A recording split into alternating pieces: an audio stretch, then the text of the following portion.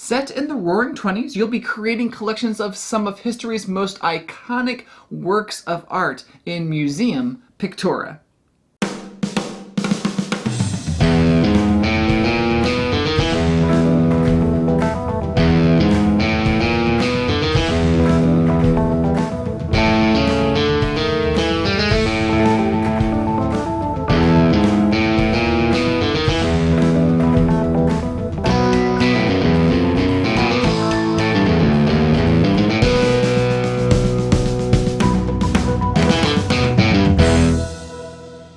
Thank you for joining me today at Tantrum House Studio D. I'm Kevin Delp. Museum Pictura is a new standalone board game for 2 to 4 players that brings a twist from the original Museum game from last year.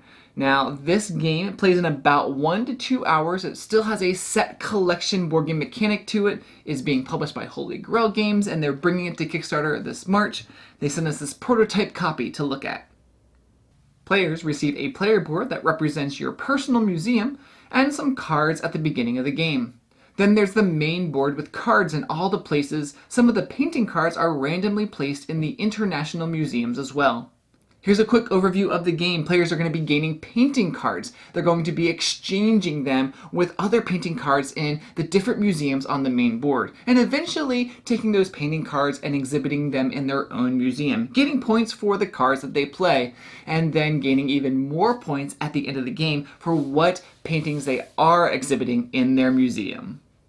On your turn, you'll draw 2 painting cards, and then you must exchange a card from your hand with one of the cards in the museums on the main board.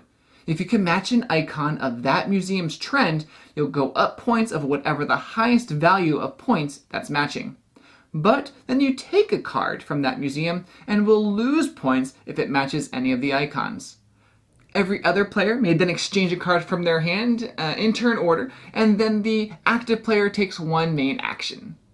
You can play cards from your hand into your museum. Every card you play also costs a card that you'll discard by your player board. Any card that has an icon that matches any of the main trend icons would also gain you points. Another action you could take is score one of your collections. You have to have at least 4 of a kind to do this. You'll gain an exhibition token that matches what you exhibited, and then you place it on one of the reward spaces on your player board. Some of the tokens also give you points. These spaces could give you immediate benefit or some endgame points. Or instead of playing cards or scoring a collection, the other thing that you could do instead of those 2 things is pulling up the cards in your discard pile into your hand, as long as you don't exceed the max hand size of 8. This could be really helpful because you might need more cards in your hand to help you play cards or discard cards.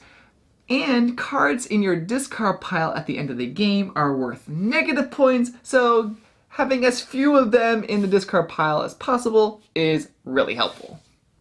There are some free actions you could also take on your turn, like playing one favor card and or completing one patron card. The favor cards can help you get more painting cards or enhance your actions. The patron cards are basically requirements that you might be able to meet based on the cards in your museum that will give you points or special abilities. Now when it gets back to the first player, a new trend card is pulled for the next round. But the trend cards on the different museums on the main board stay the same, as well as your secret trend card that you got at the beginning of the game. That stays the same for the whole game as well.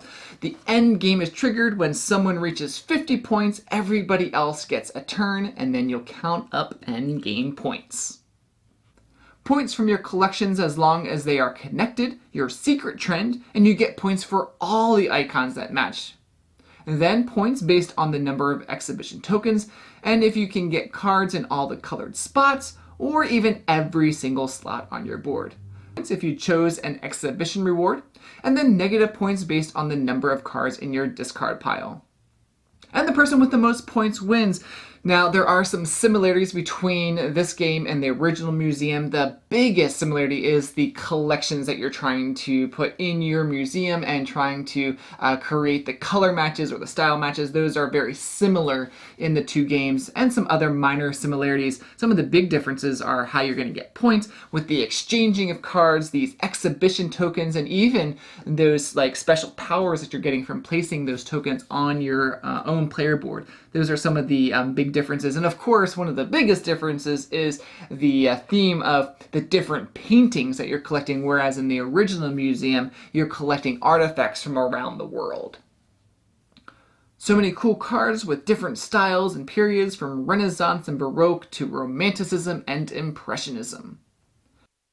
Now, there is some randomness in the game with just the sheer number of cards in the game, especially these painting cards. There's 180 painting cards. That's a lot of painting cards. There's the trend cards. There's a lot of, you're not going to see a lot of these in each game. This all lends to replayability. Now, the museums, they all stay the same, the trends all stay the same, but that round trend is going to be changing throughout the game. And of course, you have all the patron cards. You're not going to go through half of these patron cards that you're meeting different requirements on them to gain victory points. Now, you're going to be seeing a lot of these cards in the game so that you complete objectives. And you can even, if you're looking for a specific card, you can grab cards from your opponent's discard piles. Now, it does cost you a little bit. You would have to give up a point and they gain a point. But sometimes if you're looking for a very specific painting card, then it might be worth it. Maybe you need a certain card for your personal trend, or maybe it matches the current round trend. There are really helpful player aids. This one has the collection values as you collect the different things for the periods or the styles. That's really helpful, so you can see what kind of points you're going to get. And then there's what you can do as an action on your turn, and then end game points. This is really, really helpful. Game plays fast as you're exchanging cards, as you're playing cards in the museum. Lots of replayability to the game, as I already mentioned, and just super thematic with just all the paintings that are in this game. Now, even though this is a prototype, the art and graphic design is wonderful. You can just spend so much time admiring all the paintings that are in the game. If you enjoy set collection games, then this game is totally for you. The theme just really sucked me in too. So take a moment, check out Museum Pictura from Holy Grail Games on Kickstarter this March. And as always, we would love for you to subscribe to Tantrum House and like this video.